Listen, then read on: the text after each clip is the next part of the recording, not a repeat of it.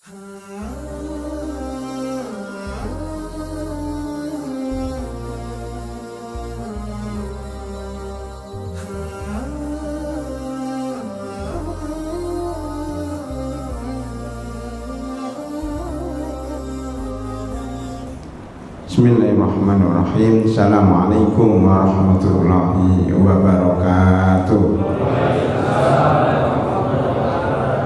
Alhamdulillahi rabbil alamin. Wassalatu wassalamu ala asrafil anbiya'i wal mursalin wa ala alihi wa sahbihi wa tabi'ina lahum bi ihsanin ila yaumiddin. Summa amma ba'd. Hadirin dan hadirat jamaah salat subuh Masjid Nurul Huda Keranggan Permai kami hormati. Alhamdulillah pada pagi yang berbahagia ini kita bisa hadir di masjid ini dengan izin Allah Subhanahu wa taala, dengan taufiknya untuk melaksanakan salat subuh berjamaah. Mudah-mudahan Allah Subhanahu wa taala menerima segala amal ibadah kita. Amin ya rabbal alamin. Pada pagi yang berbahagia ini kita akan membahas masih terkait dengan masjid, yaitu hukum terkait dengan sholat jamaah di masjid ya. Ada kata di masjidnya itu, karena ada sholat jamaah di rumah, ada sholat jamaah di luar juga ya. Ini ada beberapa masalah. Pertama, sholat berjamaah di masjid di antara tiang masjid. Nah, ini kebetulan Masjid Nurul Huda nggak ada tiangnya, jadi judul ini nggak berlaku, kita lewatin aja ya. Sebagai ilmu kita bacakan hadis Anas bin Malik radhiyallahu anhu. Sebagaimana ketahui, Anas bin Malik adalah siapa Pak? Sahabat Nabi Muhammad SAW. Yang Anas bin Malik berarti bapaknya namanya Malik. Malik ini ternyata kafir. Ya. Dia ini orang Ansar, orang Madinah ya, hidup di Yasrib. Ketika datang Nabi Muhammad SAW ya, ke kota Madinah, itu istrinya namanya Ummu Sulaim itu berbaiat dan masuk Islam ya, di depan Nabi Muhammad SAW. Bahkan ya, waktu mereka kemudian haji di Mekah ya, itu hampir semua sebagian daripada orang-orang Ansar itu kemudian berbaiat Aqabah. Tapi Ummu Sulaim ya, ini masuk Islam di Madinah bersama anaknya Anas bin Malik, sedang suaminya tidak mau masuk Islam. Tengkar ya, antara keduanya, akhirnya suaminya kabur ke Sam dan di sana meninggal dunia dalam keadaan kafir. Jadi Ummu Sulaim ini sendiri ya, mempertahankan Islam tanpa suami dengan anak yang masih kecil waktu itu 8 tahun, namanya Anas bin Malik. Supaya anaknya ini terdidik dengan baik, maka beliau serahkan kepada Nabi Muhammad SAW, diwakafkan. Jadi anaknya itu diwakafkan kepada Nabi Muhammad SAW. Ya Rasulullah, ini anak saya masih kecil, silahkan dididik, silahkan diapain saja ya, udah pasrah bongkok, udah terserah ya. Makanya Nabi Muhammad SAW walaupun anaknya masih 8 tahun ya, dimanfaatkan oleh Rasulullah, suruh bawa tasnya ya, suruh membersihkan kudanya, membawakan embernya kalau lagi ke toilet dan sebagainya. Jadi menjadi relawan Rasulullah SAW dari umur 8 atau dari umur 10 sampai 10 tahun lamanya. Makanya beliau ini hadisnya sangat banyak. Anas bin Malik dikit-dikit Anas bin Malik, sedikit-sedikit Anas bin Malik. Jumlah hadis yang beliau hafal dari Rasulullah sekitar 2286. Berapa Pak? Ya, 2286 ya, hadis ya. Dari siapa? Dari Anas bin Malik ya, dari Anas bin Malik. Termasuk hadis ini, makanya kalau nggak ada Anas bin Malik, ya kita kehilangan sekitar 2286 hadis yang kebanyakan hadis yang sangat penting, baik dalam masalah akidah, terutama dalam masalah fikih. Karena beliau melihat sehari-hari aktivitas Rasulullah SAW. Ini kecerdasan seorang ibu.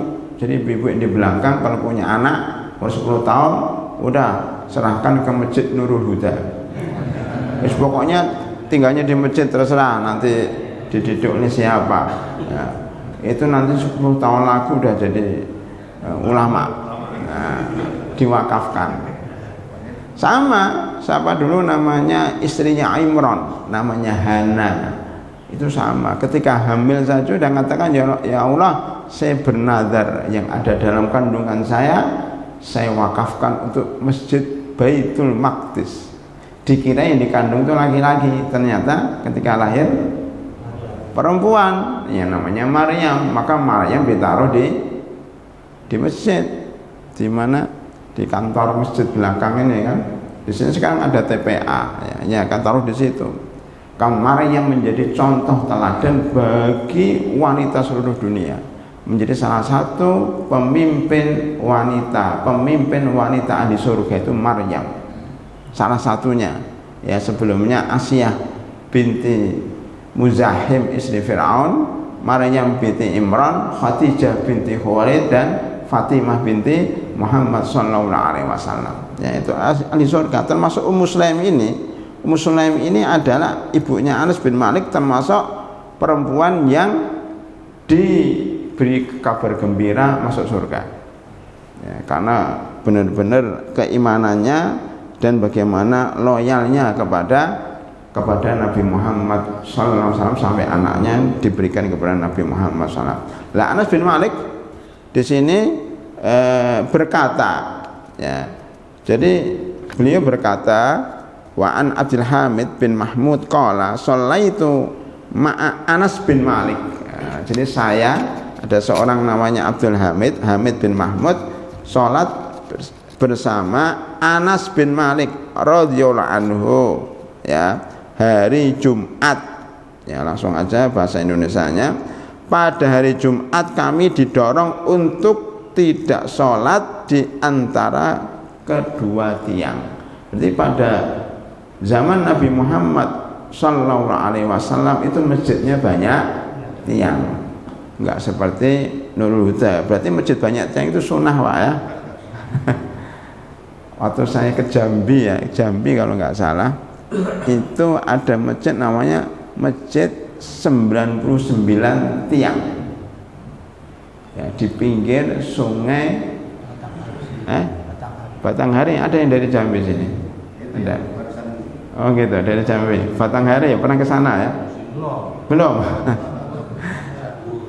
Nah, 99 tiang, katanya apa? Masjid menyimbolkan itu Asmaul Husna. Asmaul Husna. Kebanyakan tiang, kebanyakan biaya, dan membuat masjid sempit. Nah, kayak gitu. Sekarang itu banyak masjid-masjid yang gaya-gaya, ya. Saya kalau nggak salah itu di mana ya? Ini saya lupa, di Lampung, di Metro itu katanya ada masjid juga. Dari Lampung ada di sini. Nah, itu dibuat masjid Islamic Center, entah tiangnya berapa, anunya berapa, pokoknya ada Asmaul Husnanya, ada apa, termasuk Masjid Istiqlal. Masjid Istiqlal itu dibangun begitu konsepnya. Saya lupa konsepnya, tapi diukur maunya atasnya itu berapa, tiangnya ada 4 atau ada 5, itu menunjukkan 4 Pancasila enggak ada, Khulafaur Rasyidin. Begitu itulah, ya. Itu diukur benar, ya, ada simbol-simbol seperti itu. Lah pada zaman Nabi Muhammad SAW, masjidnya kalau nggak salah, wallahu a'lam bishawab, masjidnya itu terbuat dari pertama pelepah pohon kurma. Jadi pohon kurma gitu kan. Kemudian atasnya itu pelepah kurma, maksudnya daun kurma. Ya, ini batang kurmanya. Sehingga dan masjidnya tidak tidak dibuat bangunan ada semennya, itu enggak. Jadi masjidnya terbuka begitu saja, bawahnya masih tanah, tidak karpet seperti ini. Yang jelas tidak ada infokusnya. Nggak ada infokusnya, di sini masih ada. Lah, karena banyak tiangnya, ini kayak tenda gitu ya, itu kambing bisa masuk. Suatu ketika Rasulullah SAW itu sholat di masjid, anak kambing masuk uweng gitu. Nah, beliau langsung menempelkan perutnya ke depan, entah ke tiang atau apa, supaya kambingnya tidak melewatin di depan dia. Nah, itu nanti masalah sutra. Tapi yang jelas ini masjid Rasulullah banyak tiangnya. Maka kemudian kalau hadis Anas mengatakan sholat Jumat kami didorong supaya tidak berada di kedua tiang ya. Yang sebagian dari kami maju ke depan, sebagian yang lain mundur ke belakang. Yang penting tidak di antara dua tiang. Berarti tiangnya pendek-pendek ya, ini masjidnya enggak disebutkan masjid mana ya. Artinya apa? Tiangnya berarti pendek-pendek karena menghindari tiang. Jadi ada hadisnya ya. Ini cerita daripada Anas bin Malik. Beliau mengatakan bahwa pada zaman Rasulullah sallallahu alaihi wasallam dahulu menghindari tempat tiang tersebut ketika sholat ya. Pada zaman Nabi, kata Anas bin Malik, kita menghindari tempat itu untuk sholat.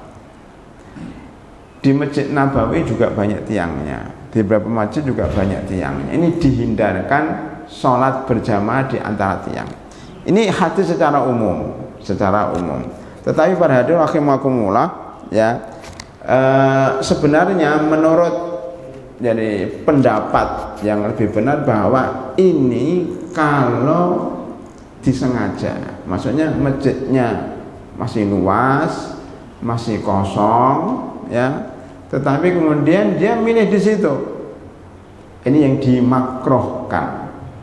Tetapi jika masjidnya penuh kayak masjid Madinah ya, masjid Mekah ya, penuh seperti itu, nggak ada tempat, maka boleh membuat shaf di antara dua tiang. Ini permasalahan sudah lama. Beberapa tahun yang lalu saya di salah satu masjid ya, itu ribut masalah ini, sehingga shafnya itu ada tiang-tiang menghindari shaf di antara tiang, sehingga shafnya itu agak panjang dikit yang satu, menyebabkan beberapa tempat di masjid itu mubadzir, enggak ditempatin. Karena mestinya begini loh Pak, nah, mestinya gini, ini tiangnya itu pas ini tiang namanya apa ya, tiang untuk infokus itu, tripod ya, seperti tiang itu banyak Pak, dalam satu shaf ini ada dua tiang, itu enggak dipakai. Jadi shaf pertama langsung shaf ketiga, ini menyebabkan mubadzir, dengan dalih tidak boleh sholat di antara dua tiang. Memang benar kalau itu masjidnya masih kosong, tapi ketika sholat Jumat masjidnya penuh, maka sebaiknya di antara dua tiang itu dipakai. Kalau perlu seperti ini mihrab, kita masjidnya masih kosong, maka silakan imam sholat di dalam mihrab. Tetapi kalau masjidnya kosong ya tidak apa-apa kalau imamnya mundur dikit. Kenapa? Biar dilihat oleh jamaah sebelah kanan dan sebelah kiri. Itu kalau masjidnya besar, kalau masjidnya kecil kelihatan dari sini gitu Pak. Kenapa? Karena imam itu diangkat untuk diikutin. Kalau dalam mihrab sembunyi gitu kan, orang nggak kelihatan kan gitu. Maka ibu-ibu di belakang kalau ikut sholat jamaah itu sebaiknya melihat jamaah yang di depan. Kayak sekarang ini kan ceramah, kenapa dibuka ceramah? Kenapa dibuka waktu ceramah? Biar lihat ustadznya dan bisa lihat itu tulisannya itu. Sholat jamaah juga begitu Pak, dibuka minimal ada yang lihat satu lah. Maka penutupnya itu kalau ditutup jangan rapat banget, tapi dibuka dikit supaya jamaah, salah satu jamaah itu melihat. gerakan imam. Ya alhamdulillah imamnya enggak sujud tilawah. Kalau sujud tilawah, nah, ada sujud tilawah, habis baca langsung sujud, Allahu Akbar. Ibu-ibu yang enggak lihat dikiranya rukuk, kemudian nanti Allahu Akbar lagi, bangkit lagi, bingung dia kok enggak sami Allahu liman hamidah, akhirnya kacau sholatnya gara-gara tidak melihat imam atau tidak melihat jamaah laki-laki yang di depannya. Baru saja kemarin habis sholat Jumat itu ada salah satu jamaah bertanya, Ustadz, di salah satu sekolah anak kami itu sekolahnya itu campur antara laki-laki dan perempuan, tidak ada saternya, tidak ada. Nah, dia nanya begitu kan, debat sama ustadznya. Ustadznya bilang, mana dalilnya ada sater di antara sop laki-laki dan sop perempuan? Kelabakan tuh orang tuh. Makanya nanya ke saya, bagaimana, benar enggak? Benar. Tidak ada dasar bahwa kita harus gunakan sater antara laki-laki dan perempuan, tidak ada. Pada zaman Nabi Muhammad SAW, ya, itu masjidnya, kita bicara masjid, nanti kita dalamin, itu masjidnya plong gitu aja, ya. Ini shop apa namanya laki-laki, ini shop perempuan, ya. Jadi plong gitu. Makanya sebaik-baik shop laki-laki itu paling depan, ya kan, sejelek-jeleknya paling belakang. Perempuan sejelek-jelek shop paling depan, sebaik-baiknya paling belakang. Kenapa itu diungkapkan? Karena ini kalau ketemu antara laki-laki dan perempuan kan nggak bagus tuh, waktu itu kan nggak ada sater, ya. Makanya hadis itu muncul.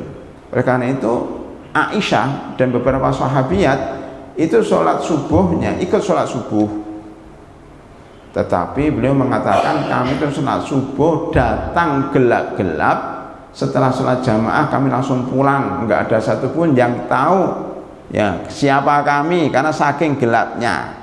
Memang nggak ada sater, saya bilang, cuma waktu itu nggak ada lampu sehingga nggak kelihatan.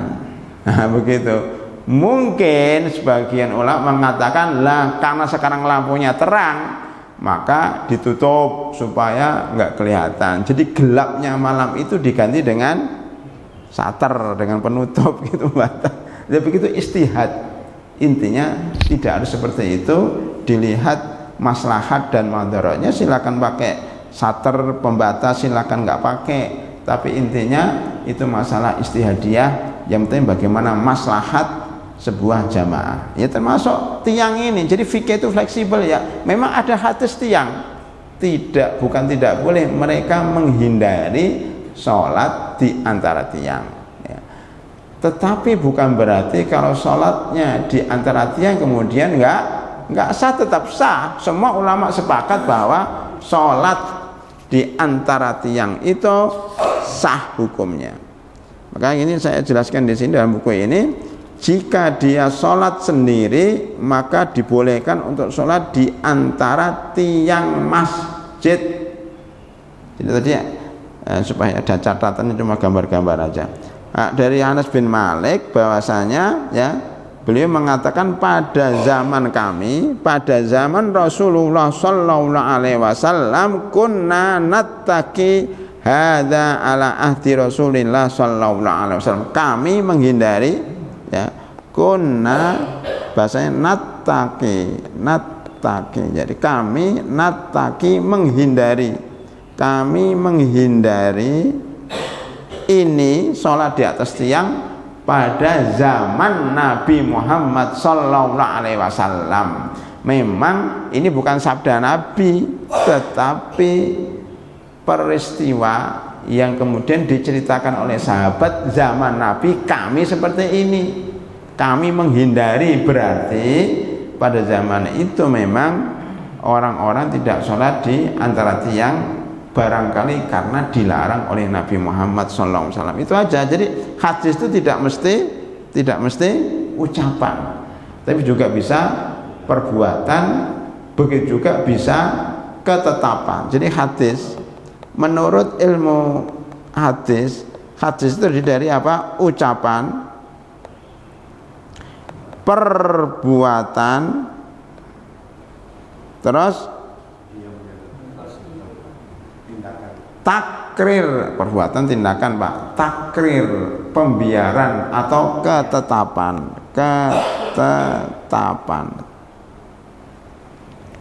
Nah sekarang agak menyinggung dikit ini Pak, ini berhubungan dengan fikih. Ucapan itu jelas, ucapan. Sekarang kalau ucapan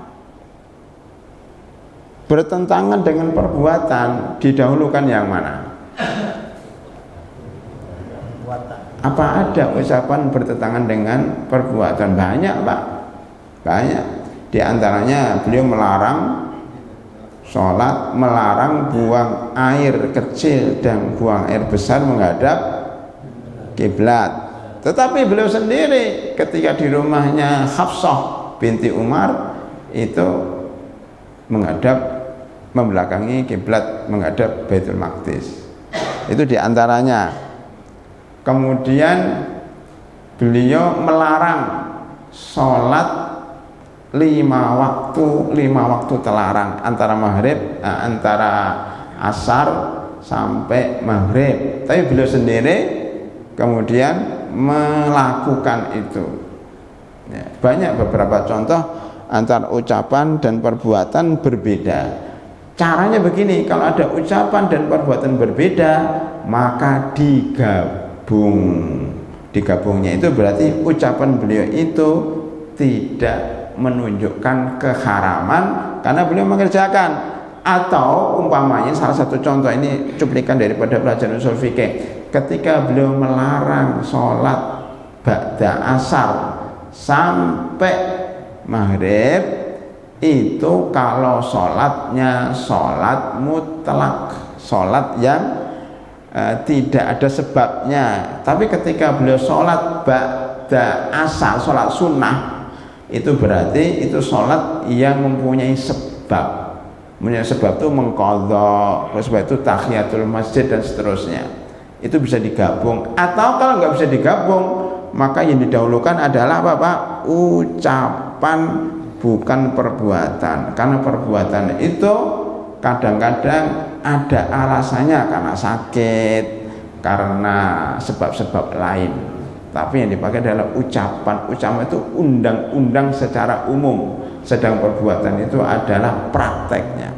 Hadirin rahimakumullah. Kemudian kita masuk ke ketetapan. Ketetapan ini bukan ucapan, bukan perbuatan. Ketetapan ini satu, barangkali karena perbuatan orang lain, perbuatan orang lain yang dibiarkan. Ya, contohnya ada seorang anak kecil yang namanya Muhammad bin Maslamah. Muhammad bin Maslamah ini kecil-kecil ya. Muhammad bin Maslamah ini umur 9 tahun, ya masih ketetap. Ini menjadi imam sholat jamaah pada zaman Nabi Muhammad Sallallahu Alaihi Wasallam, bukan di kota Madinah tapi di kampung, di mana di situ tidak ada yang hafal Al-Quran, ya, kecuali anak kecil ini. Loh, anak kecil kok bisa hafal Al-Quran? Karena itu di kampung, dilewatin jalan tol dan ada rest area. Bahasanya sekarang begitu. Lah anak kecil ini suka main di rest area, ketemu dengan orang-orang kota. Ketika main di rest area itulah kemudian diajari orang-orang kota dari Madinah tentang Al-Quran. Begitu akhirnya dia yang paling pintar di kampung itu, karena bapak-bapak yang lain sibuk bekerja, nggak mau ketemu dengan para musafir itu. Akhirnya anak itu yang paling bisa baca Al-Quran walaupun tidak 30 juz. Ketika ada sholat jamaah, dia menjadi imam. Jadi boleh 9 tahun itu jadi imam sholat. Kenapa dibolehkan? Karena zaman Nabi masih hidup, ya, tetapi tidak ada wahyu yang menegur. Seandainya 9 tahun itu nggak boleh jadi imam, akan ada wahyu, Muhammad itu ada anak kecil jadi imam, oh maka perintahkan dilarang. Ketika nggak dilarang, tidak ada wahyu yang turun menunjukkan itu boleh. Itu namanya ketetapan berupa perbuatan orang lain. Atau ini singkat aja ya, karena kalau ini panjang pembahasannya. Atau yang tadi Anas bin Malik para sahabat mengerjakan, ya, para sahabat mengerjakan tadi kayaknya Anas bin Malik, ya, para sahabat mengerjakan pada zaman, ya, pada zaman Nabi, ya, tetapi tidak ada larangan. Seperti apa Pak tadi Pak? Mana tadi anunya? Kok hilang?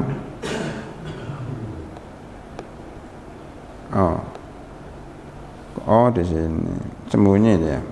Nah, contohnya seperti apa?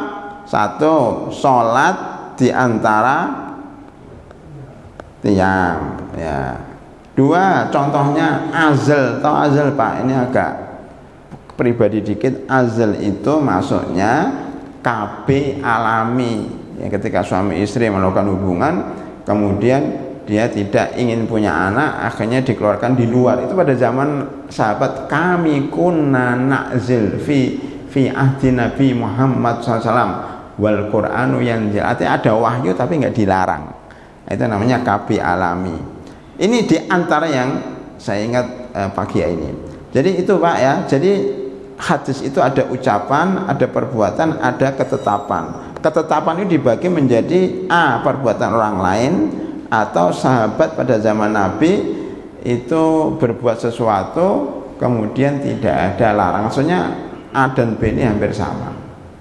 Dan nanti ada beberapa juga doanya bukan berasal dari Nabi, tetapi Nabi memuji doa itu. Contoh lain umpamanya, mumpung ingat, ya, contoh lain C, Bilal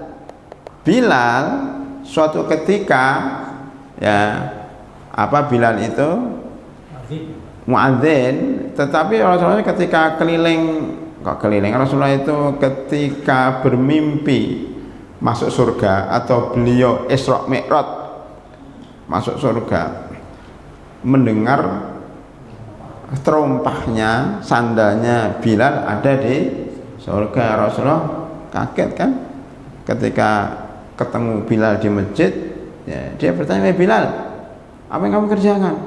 Loh, kenapa ya Rasulullah, sandalmu kok ada di surga? Bilal mengatakan, ya Rasulullah, saya ini yang saya jaga adalah setiap saya batal, saya berwudu. Setiap saya berwudu, saya sholat habis wudu. Namanya sholat apa Pak? Sholat toharoh. Sholat habis wudu 2 rakaat. Itu yang ngerjakan bukan Nabi, yang ngerjakan adalah Bilal. Tapi Nabi memuji, bahkan itu menyebabkan masuk surga. Ini juga sunnah. Jadi sunnah itu tidak mesti Nabi yang mengerjakan. Bilal ngerjakan, tetapi Nabi mensetujuinya, itu juga sunnah. Maka sholat habis wudu itu sunnah karena Bilal yang mengerjakan, Nabi yang menyetujuinya. Itu Pak, termasuk sholat di antara tiang ini dimakruhkan karena para sahabat tidak melakukannya. Nah, begitu. Jadi pertama, jika ada orang yang sholat sendiri, maka tidak apa-apa dia sholat di antara tiang masjid. Kedua, jika dia seorang imam sholat dan jamaah di belakangnya, maka dibolehkan untuk berdiri di antara tiang-tiang masjid. Ini boleh, ya, sholat di antara 2 tiang masjid atau di dalam mihrab, boleh. Tapi kalau ingin afdal, dia keluar dari mihrab, ya, tapi 1 shaf habis, ya. Itu kalau sholat zuhur, sholat itu boleh juga sekali-kali, jangan di dalam terus Pak, bosen, kali-kali di luar gini, ditarik sajadahnya keluar, sholat cuma 2 shaf supaya kelihatan penuh, maka dimundurkan, kan shafnya mundur. Nah, itu boleh juga sekali-kali. Nanti kalau ditanya kenapa, biar seger kan di luar, masuk di dalam terus sumpah. Nah, makanya dulu waktu di pesantren itu kan mahasiswa nggak terlalu banyak, udah kamu keluar. Akhirnya sampai sekarang, ya, sholatnya agak mundur dikit, ya. Termasuk mimbar. Ada beberapa masjid, saya di Mesir atau di tempat lain, Itu unik Pak, atau di kantor-kantor di Indonesia ini itu karena sempit. Saya pernah waktu itu khutbah di situ, itu ketika khutbah mimbarnya taruh di luar gini Pak, kalau jongkoknya banyak tapi nggak punya tempat, jadi mimbarnya taruh di depannya ini, jadi semuanya lihat dari kanan dari kiri kelihatan. Kalau selama ini kan insya Allah nggak kelihatan, siapa sih yang khutbah nggak kelihatan, taruh di luar Pak. Nanti kalau sholat masukkan lagi, jadi mimbar itu buka tutup kayak kursi lipat itu loh Pak, buka tutup. Nah itu bagus. Kalau ini kan mimbarnya kecil nih, Masjid Nurul Huda ini bisa maju mundur Pak. Oh cuma menghabiskan satu orang aja nggak apa-apa, ngalah lah Pak Sugeng Pak Sulis itu ngalah lah nggak apa-apa. Itu Pak, ini yang saya usulkan. Kenapa seperti Ustadz? Itu lebih afdol. Kita menyarankan yang lebih afdol, bukannya nggak boleh, tapi itu lebih afdol. Silahkan di dalam terus juga nggak apa-apa kan. Nah, tetapi kalau bisa itu di luar ya, demi jamaah bisa melihat khotibnya siapa, termasuk sholat ya. Kalau sepi nggak apa-apa, agak mundur imamnya. Tapi kalau banyak ya imamnya masuk ke dalam mimbar, ke dalam mihrab atau di antara dua tiang. Baik, adapun dalil dibolehkannya sholat di antara tiang masjid jika sendiri atau menjadi imam sholat adalah hadis Abdullah bin Umar radhiyallahu anhu. Jadi ada dalilnya juga. Beliau mengatakan, aku lalu mendatangi Nabi Muhammad sallallahu alaihi wasallam, namun beliau telah keluar dan aku mendapatkan Bilal sedang berdiri di antara dua pintu. Ya. Kemudian ditanya, kenapa kamu sholat di antara dua pintu? Maksudnya ini kan pintu itu ya, di antara dua tiang pintu. Kemudian dia bertanya, loh kami ini pernah, kata Bilal, pernah masuk Ka'bah, masuk Ka'bah bersama Rasulullah Sallallahu Alaihi Wasallam. Kalau nggak salah Ka'bah itu ada 3 tiang. Pernah kemarin itu ada seorang Indonesia, salah satu pejabat itu menerangkan ketika dia masuk Ka'bah bersama salah satu presiden zaman dahulu ya, dia cerita dan digambarkan itu. Jadi dalam Ka'bah itu sebenarnya kalau dicari di internet ada, jadi Ka'bah itu ada 3 tiang kalau nggak salah, ini 3 tiang di situ ya. Lah kata Bilal, Rasulullah Sallallahu Alaihi Wasallam sholat sunnah di dalam Ka'bah di antara 2 tiang. Cuma sholatnya sholat sunnah. Kalau nggak salah pernah saya bahas di sini, sholat sunnah boleh nggak sholat di dalam Ka'bah? Para ulama berbeda pendapat. Tetapi ada yang berpendapat boleh sholat dalam Ka'bah, tetapi sholat sunnah karena Nabi Muhammad SAW pernah melakukannya. Kalau sholat wajib beliau keluar dari Ka'bah itu. Bilal mengatakan Rasulullah itu sholat di antara 2 tiang. Artinya apa? Boleh kalau sendiri walaupun itu dalam Ka'bah. Makanya seorang ahli fikih itu tidak boleh kemudian mendengar satu hadis langsung diumumkan kepada jamaah, langsung diambil hukum, nggak boleh, harus membaca hadis-hadis yang lain. Ini kan saling bertentangan. Yang satu melarang, yang satu mengerjakan. Berarti apa? Oh, berarti kalau sholat di antara 2 tiang itu kalau berjamaah makruh, kalau sendiri boleh, karena Rasulullah SAW pernah melakukannya di Ka'bah. Baik, jika terdapat makmum lebih dari 2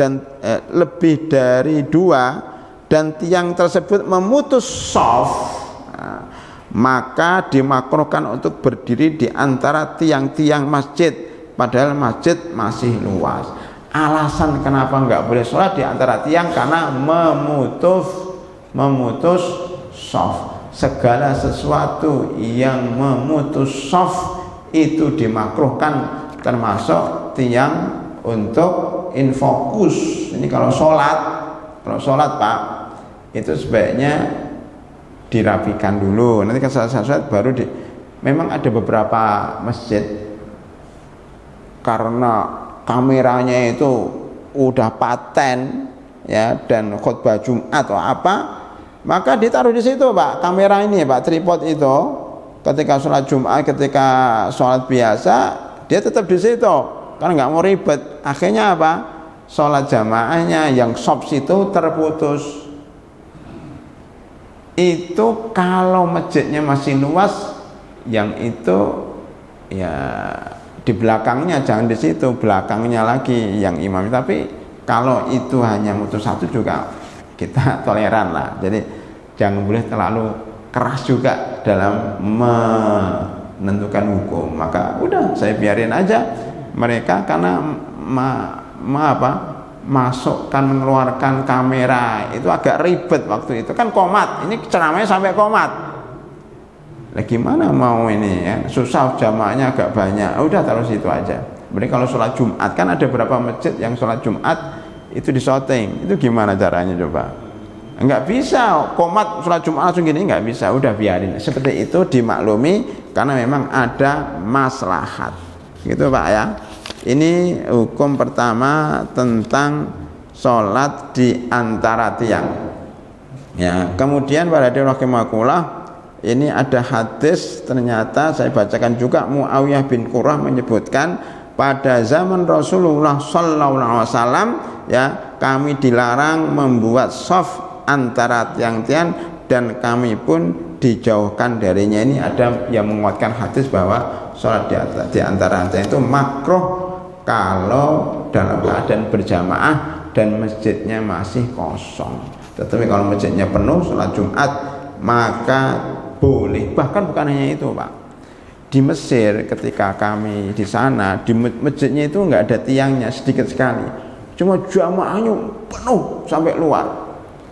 Lah karena jamaahnya penuh, banyak nggak dapat imamnya. Jadi imamnya kalau nggak salah nggak dalam mihrab atau dalam mihrab, tetapi karena samping imam itu masih kosong, maka sebagian jamaah masuk dalam mihrab di samping imam ya, kayak di Masjid Al-Jihad ya, itu mihrabnya agak besar. Nah, dulu dan sekarang yang dibangun sekarang itu boleh, momennya jamaah kurang, ini karena mihrabnya terlalu besar, imamnya cuma sendiri, maka diisi oleh jamaah samping imam atau belakang imam. Termasuk masjid PLN yang ada di Jakarta Selatan itu juga begitu, masuk mihrabnya besar banget. Akhirnya kita yang makmum kadang-kadang masuk dalam mihrab berbaris lagi 3 atau 4 karena sholat Jumat ya. Jadi dibolehkan sholat di samping imam, padahal bagusnya imam itu sendiri, baru jamaahnya di belakang. Saking penuhnya, maka beberapa jamaah samping kanan dan samping kiri imam dibolehkan karena darurat masjidnya nggak cukup. Nah itu Pak, maka di sini juga seperti itu. Baik, supaya pembahasan ini agak lebih sempurna, saya masuk ke pembahasan kedua, yaitu sholat berjamaah di masjid bagi yang makan bawang dan brambang, bawang putih dan bawang merah ya. Ini pendapat mengatakan itu hukumnya makruh, ada yang mengatakan itu hukumnya haram, tetapi kita memilih pendapat yang hukumnya makruh. Ya, ini saya bacakan hadisnya. Ini kan sholat jamaah.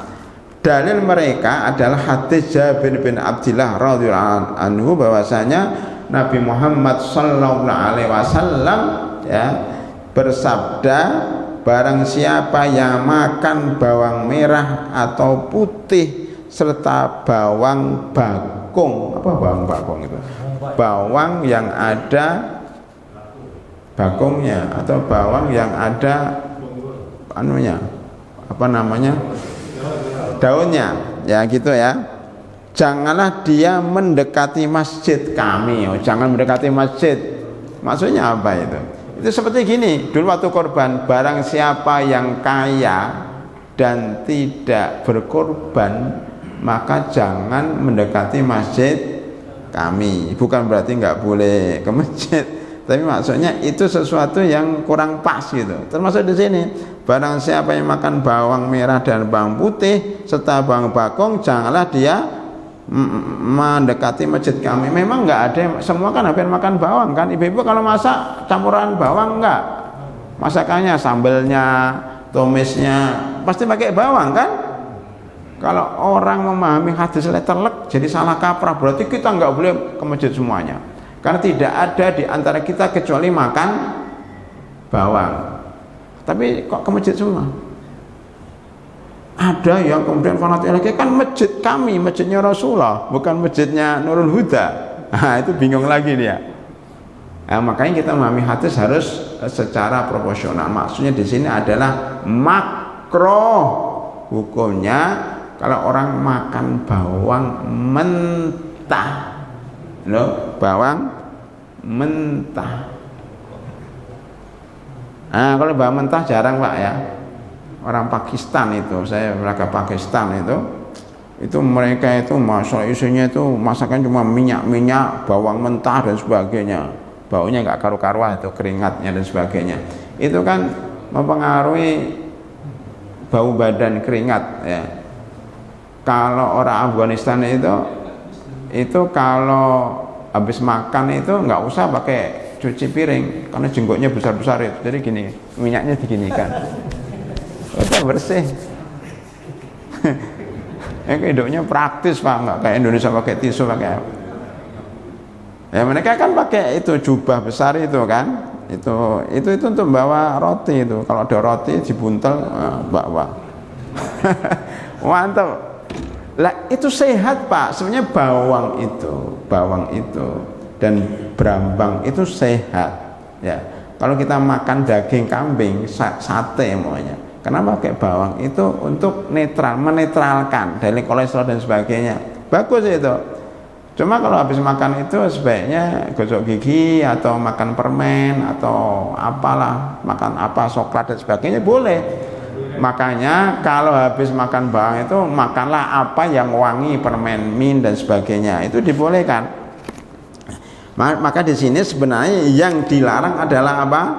Adalah memakan bawang merah. Ada hadis disebutkan bahwa boleh kalau seandainya dia terpaksa makan bawang merah, bawang putih dan sebagainya, hendaknya dihilangkan baunya dengan cara dimasak.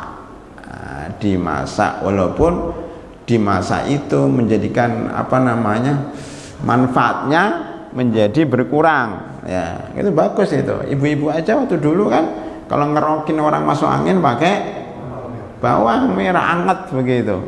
Bawang putih itu kalau masih mentah itu bisa membunuh banyak bakteri dan virus itu kalau makan bawang itu. Nah, itu bagus. Cuman makanlah ketika bukan waktu-waktu sholat, ba'da isya. Nah, itu kan sudah tidak sholat jamaah atau ba'da zuhur atau jauh sebelum sholat zuhur, itu nggak masalah. Nanti kalau mau sholat gosok gigi atau makan permen supaya tidak bau. Kenapa? Di sini disebutkan karena malaikat katanya itu merasa terganggu dengan baunya manusia, sebagaimana manusia juga merasa baunya tidak enak kalau ada jamaah yang habis makan bawang merah, bawang putih ditambah jengkol dan pete. Itu bau di mulut dan bau di toilet. Biasanya habis makan jengkol kan bau banget. Lah ini itu halal. Cuma dalam pergaulan sehari-hari hendaknya dihindari, wabil khusus sholat jamaah. Ya, kenapa? Karena sholat jamaah kan ada ke masjid, beribadah. Ketika ada bau itu jamaahnya terganggu. Bukan hanya kita, malaikat pun terganggu. Makanya malaikat itu kadang-kadang tidak mau ke masjid yang di dalamnya ada orang yang makan jengkol dan lainnya.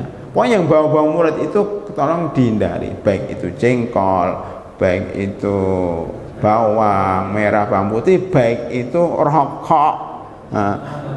Yang rokok itu kalau mau ke masjid jangan rokok dulu. Ya, rokoknya setelah pulang dari masjid.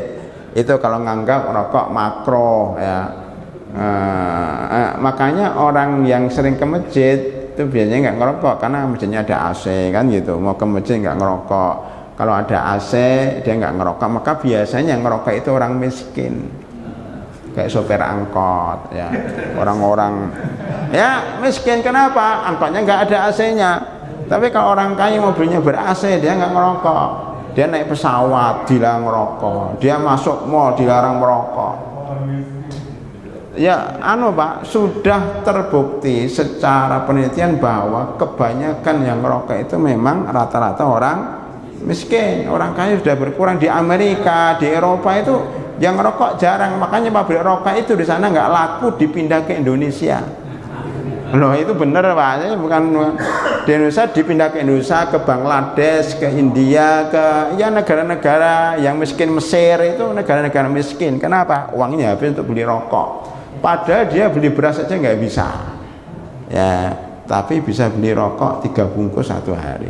Ya itu makanya saya rokok itu orang miskin nyumbang ke orang kaya. Konglomerat di Indonesia itu yang paling kaya kalau nggak salah pemilik rokok. Nah, kalau nggak salah begitu, kita nyumbang ke mereka. Makanya sudah nggak usah beli rokok, belilah mendingan beli permen, beli apa namanya, durian, beli mangga, beli jeruk, kan lebih enak. Lagian baunya juga enak kan, orang habis makan jeruk, makan apa, enak. Ke masjid juga nggak bau. Gitu Pak ya. Kita bukan masalah haram nggak haram, tapi ya kesehatan, lagi masalah kesehatan. Kemarin juga ada tetangga saya meninggal dunia Pak.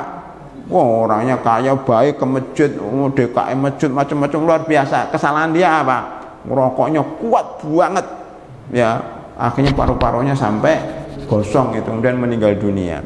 Maka pabrik rokok aja tahu rokok membunuhmu. Makanya orang rokok itu kadang-kadang mungkin nggak bisa baca itu, nggak bisa baca tulisan itu. Ada lagi makulah, ya ini intermezzo aja ya, maksud saya ya itu kalau ngerokok silakan, tetapi maksudnya itu kan makruh atau haram. Kalau mau ke masjid tolong jangan ngerokok karena akan mengganggu jamaah sampainya. Bapak gitu aja, bahwa ini orang rokok. Apalagi istrinya kasihan itu Pak, gimana itu? Ini suaminya juga tapi, dan itu membahayakan janin katanya, itu kata mereka, kata pabrik rokok sendiri.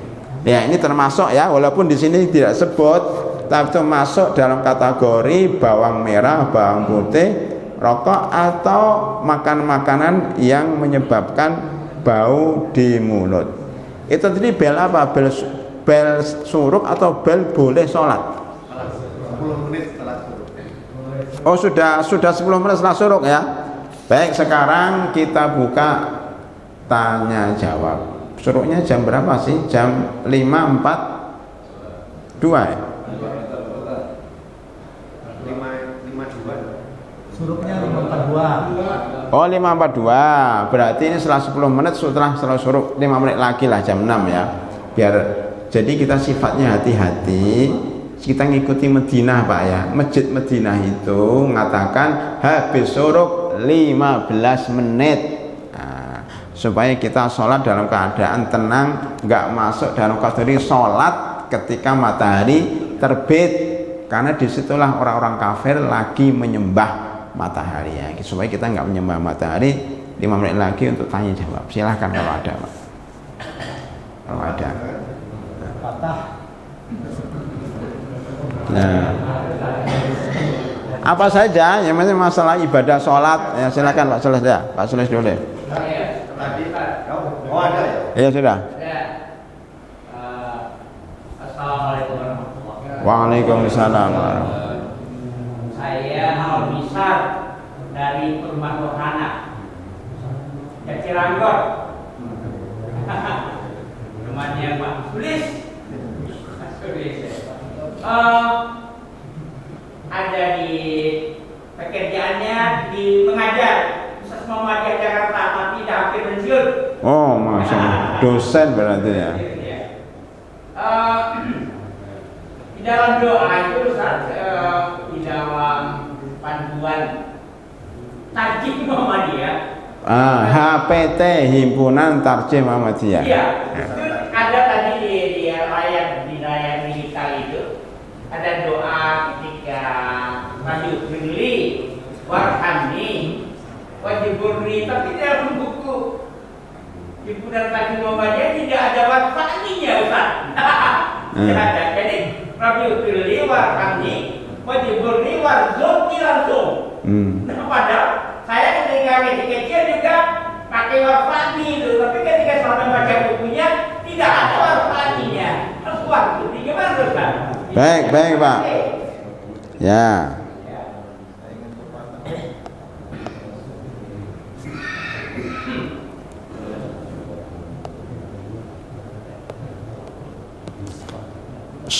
Doa duduk antara dua sujud. Bapak, dalam sholat itu banyak pilihan. Umpamanya, ini lebar ya, doa istiftah. HPT menggunakan apa Pak?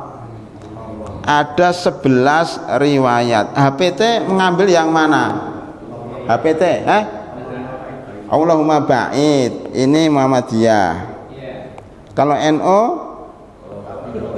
wajah tuh, kan gitu. Ini NO, ini Muhammadiyah, kan gitu. MO, kan gitu.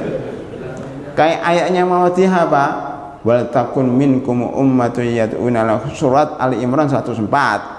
Itu ayatnya Muhammadiyah, ayatnya NU wa'tasimu bihablillahi jami'a. Maka gambarnya adalah bumi yang melingkar itu. Kalau matahari bersinar.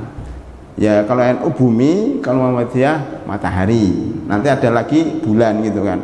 Itu hanya pilihan Pak. Itu pilihan ya. Maka ada 11. Kenapa? Berarti masih ada berapa? 9 lagi ya. 9 lagi itu untuk ormas yang lain lah. Dewan dakwah. Umumnya saya milih doa yang paling ringkas, tidak Muhammadiyah, tidak NU, ya, buat ormas sendiri ya. Namanya doanya itu apa?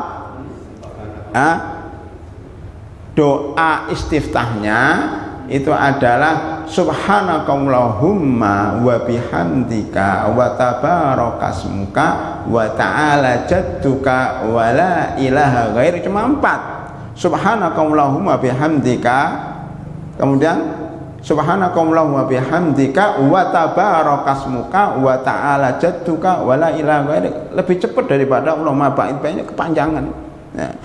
Dan itu lebih baik. Kenapa? Ini isinya bukan doa, tapi isinya memuji Allah dengan kalimat tauhid. Kalau Allahumma ba'id kan berdoa, memuji itu lebih tinggi daripada berdoa. Saya menggunakan ini Pak, enggak menggunakan HPT. Boleh saja. Wah, ini pilihan semuanya dari Rasulullah Sallallahu Alaihi Wasallam. Nah itu dalam doa istiftah. Doa tadi apa? Dalam doa, itu ada banyak. Maka tadi kalau Muhammadiyah nggak ada warfa'ni, biarin aja. Oh, dia milih itu. Kalau saya nggak milih, saya milih yang ringkas, yang cuma 5. Rabbighfirli warhamni. Ini Abu Daud, lihat Abu Daud. Warhamni wahdini wa'afini warzuqni. Ya, ini madhab saya Pak ya. Lihat di sini Pak, ikfirli ini kok enggak merah-merah. Ini lihat Pak, kalau menurut saya ini akhirat. Jadi akhirat itu ada 3. Minta ampun, minta rahmat, dan minta hidayah. Itu akhirat. Dunia itu akhir, cuma 2. Apa di sini? Minta sehat dan minta rezeki. Dunia itu cuma 2, ya sehat dan rezeki. Pilih yang mana? Sehat nggak punya uang atau kaya tapi sakit?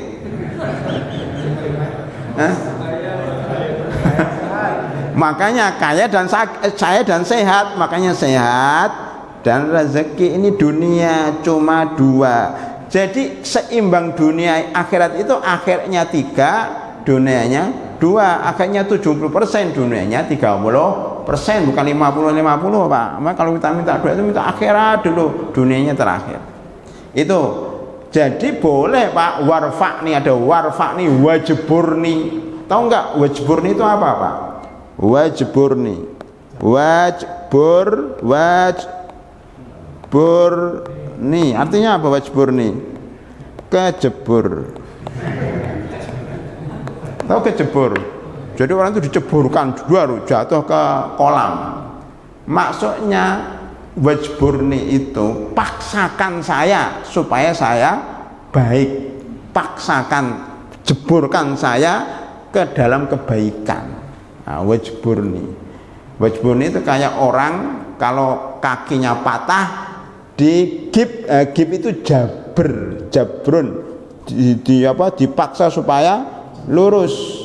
Lah kita ini dipaksa supaya sholat jamaah itu namanya oleh Allah, supaya kita ikut taklim itu, jadi paksakan saya untuk kebaikan, wajburni. Nah itu Pak ya, fikihnya di situ. Jadi dibolehkan karena banyak sekali riwayatnya ya. Maka HPT silakan, pakai madhab Syafi'i silakan, pakai madhab sendiri juga silakan, yang penting ada dalilnya. Silakan Pak Sules tadi. Nggak apa sekali, udah terlanjur tanya tadi ya. Nah, kalau tadi kan kaitannya dengan tiang ya, kita nggak boleh diantar itu. Nah, sekarang kalau kita jamaah kan ada anak kecil ya, masih belum balik lah ya, kan. Ada anak, kemudian orang tua anak ini fungsinya seperti tiang tadi nggak, memutus sop nggak, karena dia kadang-kadang ini lari, kadang-kadang ini. Kasihan kalau anak dia apa samakan dengan tiang, dia bukan tiang Pak, anak hidup. Makanya saya bilang tadi hadis Ummu Sulaim begini. Jadi Anas bin Malik mengatakan, Ummu Sulaim itu sangat akrab dengan Rasulullah, itu sering pergi ke rumah beliau sampai tertidur di rumahnya itu.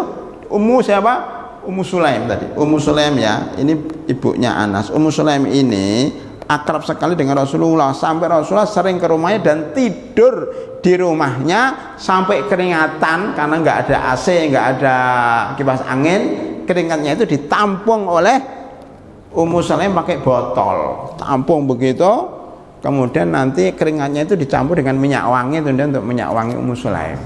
Luar biasa itu, mengambil berkah dari keringatnya Nabi ketika hidup, ketika mati udah enggak, ketika hidup. Beliau itu sering datang, suatu ketika diundang Ummu Sulaim untuk datang ke rumahnya sholat. Lah Anas mengatakan, beliau sholat di rumahnya Ummu Sulaim paling depan. Kami, Anas bin Malik, Anas di belakang, dan anak yatim. Anak yatim berarti kan belum balik. Jadi sopnya ini dua. Baru perempuan Ummu Sulaim di belakang, Ummu Sulaim. Jadi sopnya ini imam, ini dua orang anak kecil. Seandainya anak kecil dianggap tiang, ya Anas bin Malik akan sholat di belakang sampingnya Rasulullah. Ya, berarti anak kecil walaupun masih belum balik dianggap dia orang, makanya sholatnya di belakang bersama anak kecil itu. Baru perempuan di belakang, artinya perempuan itu di belakang anak kecil ya, yang laki-laki. Ini menunjukkan bahwa anak kecil itu masuk dalam kategori orang yang softnya dianggap, supaya nggak lari-lari. Bagaimana? Diikat Pak, kan ada sekarang kan ada orang naik motor kan ada ikatan supaya anaknya tidak jatuh, itu juga gitu supaya nggak lari ya, diikat aja kakinya dengan kaki kita, dia nggak. Kalau dia lari-lari, oleh karena itu dinasihatin bapaknya supaya dilatih di rumahnya, kalau kamu sholat jangan lari-lari. Makanya lari dipegang, karena lari-lari itu menyebabkan sopnya jadi terputus. Oleh karena kalau lari-lari udah tutup aja, biar nggak usah ikut lagi, udah kamu di belakang sono. Jadi ditutup oleh yang dewasa. Saya begitu juga kalau lihat anak-anak kalau lari udah saya tutup aja, jangan kesini lagi udah. Nah, kalau sudah meninggalkan sop, kecuali kalau anak itu anteng di situ terus, nah itu dianggap itu kayak orang dewasa, dianggap sofnya sebagaimana di dalam hadis Ummu Sulaim. Saya kira itu Pak ya. Mudah-mudahan ada lagi.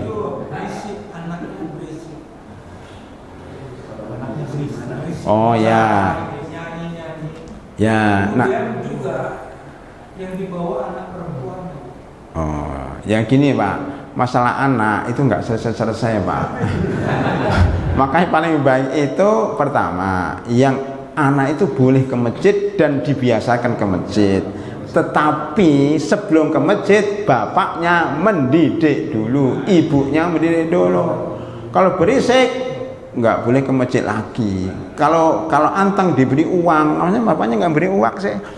Jadi kalau anteng beri uang, dia akan anteng terus.